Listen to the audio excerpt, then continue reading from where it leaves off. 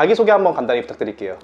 안녕하세요. 저는 지금 그 성형외과에서 그 상담실장으로 거의 3년째 일하고 있습니다. 네, 저는 초등학교 때부터 대학교까지는 중국에서 마쳤고요. 중국에서 대학교는 거의 뭐 경영학과, 마케팅 쪽으로 많이 공부를 했습니다. 그리고 저는 병원에서 외국인 위주로 유치를 하고요. 주로 외국 고객, 즉 중국분 상담으로 하고 있습니다. 그럼 지금 중국에서 이제 어떻게 보면 교육을 받고 한국으로 넘어오신 거네요, 지금? 네, 맞습니다. 사실 중국인으로서 이제 한국에서 성형외과 상담실장을 하고 계시다는 이력이 되게 독특하신데 네네. 이 성형외과 상담실장이 되는 어떤 방법에 대해서 혹시 소개 가능하실까요?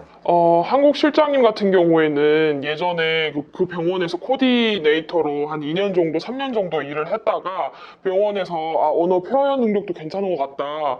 상담 실장을 한번 해보지 않겠냐. 이렇게 시작을 하시는 분들도 있고 아니면 수술방 간호사분 같은 경우에는 수술하는 방법이나 아니면 원장님이 어떤 수술 방법으로 뭐 환자를 유치를 하고 아니면 수술을 어떻게 하면 어떤 라인으로 예쁘게 나온다. 뭐 어떤 각도나 이런 걸 잘 알고 계시기 때문에 보통 간호방의 뭐 간호사 팀장분이나 이런 분들한테 원장님들 제안을 할 수도 있어요. 만약 상담실장이 전에 우리 병원에서 일했던 상담실장이 일을 하다가 나갔다 이럴 때 급하게 상담실장을 구해야 되는데 사람이 없다 이러면은 간호방 팀장한테도 얘기를 할 수 있고요. 뭐 간호사 조모사 자격증을 가진 분이나 뭐 의학적으로 좀 공부를 하신 분들이면 더 좋다고 채용되는데 더 많이 도움이 될 수도 있는 것 같아요. 네. 아니, 그럼 지금 말씀하시는 거 들어보니까 다 어떤 과정을 거쳐서 간 것 같은데 네네. 바로 성형외과 상담실장이 되는 거는 어렵습니다. 네, 특별히 거의 바로 졸업을 바로 하신 그런 여성분들이나 남성분들 같은 경우에는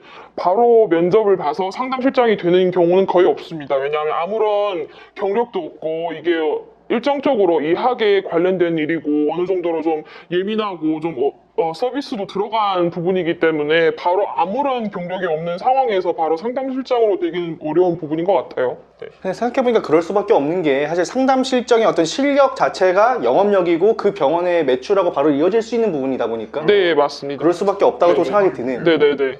오늘 생각을 해보니까 그러면 코디네이터 분은 어떤 분인지를 처음 들어봐서 네네. 코디네이터는 뭐 하는 분인가요? 코디네이터는 병원에서 제일 기본적인 업무를 맡고 있는 친구들이죠. 예를 들면 환자분이 오셨다 하면은 일단은 인사를 살갑게 해주시고 환자분을 유치를 하면서 차트를 일단 작성을 하고 물 한 잔을 떠다 드린다거나 카운터에 계신 네, 카운터에서 계시는 분들이죠. 그리고 실장님한테 연락을 주죠. 뭐 환자분이 왔는데 어떻게 할까요? 다음엔 어떻게 넘어갈까요? 한번 일단 지시를 받고 차트도 작성을 하고 사진도 찍어드리고 뭐 CT 같은 것도 찍고 뭐 기본적인 업무를 하는 분들이죠. 뭐 치료를 할 때 옆에서 뭐 손을 잡아준다던가 제일 기본적인 업무를 하고 있는 직업인 것 같아요. 네. 쉽게 생각하면은 이제 선생님이 와서 어떤 기본 정보 작성하고 그 다음에 상담하고 그 다음에 성형을 하고 이런 단계 같은데 네네네. 상담과 성형을 들어가기 전에 모든 과정을 다 모든 준비해주는 과정을 사람 네네. 그렇게 생각하면 되겠네요. 네네네. 그럼 코디네이터가 하는 일하고 상담실장이 하는 일의 차이는 네. 이 상담 전후 과정이라고 봐도 되는 건가요? 네, 그렇게 얘기를 할 수 있죠. 준비를 그 친구들이 다 해주면 우리는 상담실에 들어가서 상담을 하죠. 네.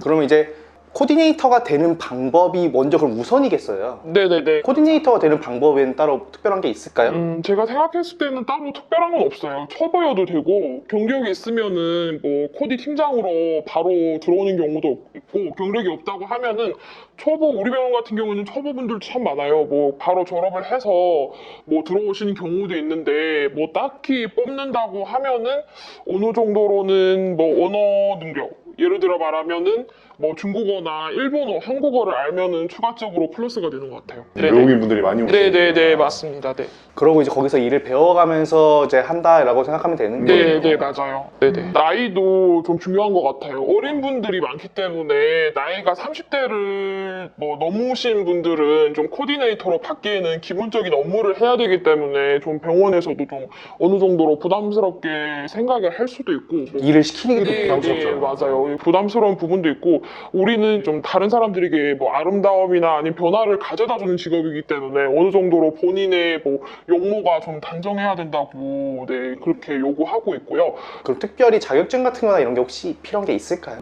코디네이터 자격증을 제가 들어보기는 했는데 그걸 굳이 소유하고 계신 분들이 많지는 않더라고요. 그래서 굳이 그 자격증을 꼭 따야지만 나는 성형외과에 들어가서 코디네이터를 한다 이렇지는 않은 것 같아요. 그 정도로 진입장벽 자체는 정말 낮다. 네네네 맞습니다. 네네 그렇게 너무 어려운 일은 아닌 것 같아요. 혹시 실례가 안 되면 그분들의 어떤 급여라던가 어느 정도 되는지 알 수 있을까요? 급여는 병원마다 달라서 좀 예민한 질문이긴 한데 제가 알기로는 한 뭐 150에서 뭐 200 안쪽으로 되지 않을까요? 네 그렇게 높은 편이 아닌 것 같아요. 기본적인 수준만. 네네네. 그분들은 그럼 근무 시간이라던가 그런 건 어떻게 될까요? 근무 시간은 저희 실장이랑 똑같은 것 같아요. 거의 뭐 7시간에서 9시간 정도. 하루에? 네네네. 그러고 이제 월요일부터 금요일까지 출근하는 건가요? 월요일부터 금요일까지 출근하는 병원도 있고 아니면 일주일에 뭐 탄력 근무제 뭐 일주일에 뭐 2회 정도 쉬는데 뭐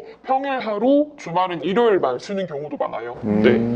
그러면은 상담실장을 이제 된다고 할 때는 네. 혹시 특별하게 많이 보는 것들이 있을까요? 제일 우선적으로 생각하는 게 경력이에요. 상담실장은 네, 아예 쳐보면은 정말로 들어가면 일할 때 너무 힘들고요. 경력을 제일 많이 생각하고 또 언어 능력도 정말 중요하고요. 상담실장은 또 코디네이터와 다르게 그 어떤 외모적인 거에서는 더 중요하게 생각을 하고 왜냐면 1대1로 고객님을 만나서 상담을 하기 때문에 외모랑 경력이랑 말하는 말투랑 다 중요한 것 같아요. 네. 말씀하시는 것처럼 좀 이 사람한테 내가 딱 꽂혀야 되잖아요. 네네네. 이렇게 말하는 게 맞는 건데 현혹돼야 된다는. 맞아요. 네. 나도 이렇게 하고 싶다, 멋있다라는 네네. 느낌도 들면 너무 좋을 네. 것 같고. 네.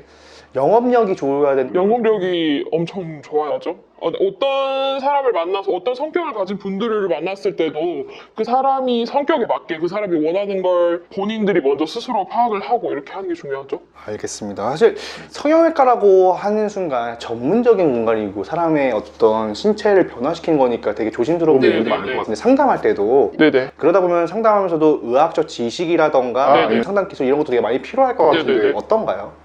뭐 필요로 하는 것 같긴 해요. 근데 처음부터 상담실장님 하시는 분들도 처음부터 의사분이나 간호사분이나 아니면 이 학을 전문적으로 전공하는 분들이 사실 많지는 않아요. 굳이 저희처럼 힘들게 거의 뭐 이 학 지식을 아예 모르시는 분들도 저는 접할 수 있다고 생각을 해요. 저 같은 경우에는 뭐 처음에 없었을 때도 원장님이 상담을 할 때 옆에서 그냥 뭐 작은 메모지 같은 걸로 적고 의학적인 용어로 공부를 하거나 아니면 뭐 교보문고나 서점에 가면은 성형에 관한 책들이 있어요. 뭐 코를 한다 하면은 뭐 콧대는 뭐 어떤 실리콘으로 높이면 어떤 라인이 나오고 뭐 코끝은 어떤 뭐 용어를 쓴다 뭐 이런 식으로 구체적으로 쓰인 책들이 있는데 정말로 나는 고객을 우리 병원에 수술시키고 싶다.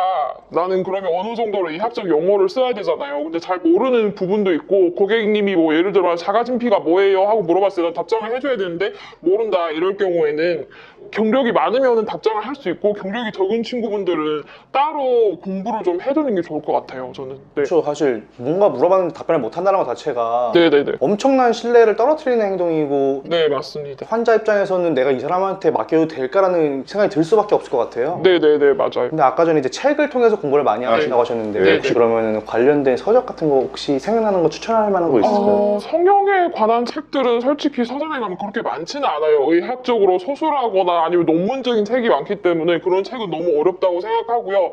제일 뭐 기초적으로 뭐 성형에 관한 뭐 지식들 뭐 중국어로 써놨더라고요. 네, 그런 책들이 있는데 안에는 뭐 여러 가지 뭐 병원의 어떤 원장님들이 뭐 수술을 어떻게 하고 이런 식으로 좀 넣었던 것 같아요. 그걸 보시면은 일단 코는 기본적으로 어떻게 하고 눈은 기본적으로 어떻게 하고 뭐 예를 들면 지방 흡입은 기본적으로 어떤 층부터 뽑는다 뭐 이런 건 기본적으로 되어 있는 책들이 있어요. 그건 본인이 뭐 취향에 맞게 뭐 알아듣기 쉽게 뭐 이 책을 뭐 썼다 하면은 구입하셔서 좀 공부를 하는 것도 나쁘지 않은 것 같아요. 전공서 느낌이 아니라 약간 기본적인 걸 알 수 있는 지식들의 책들 말씀하시는 네, 것 네. 같아요. 네 맞아요.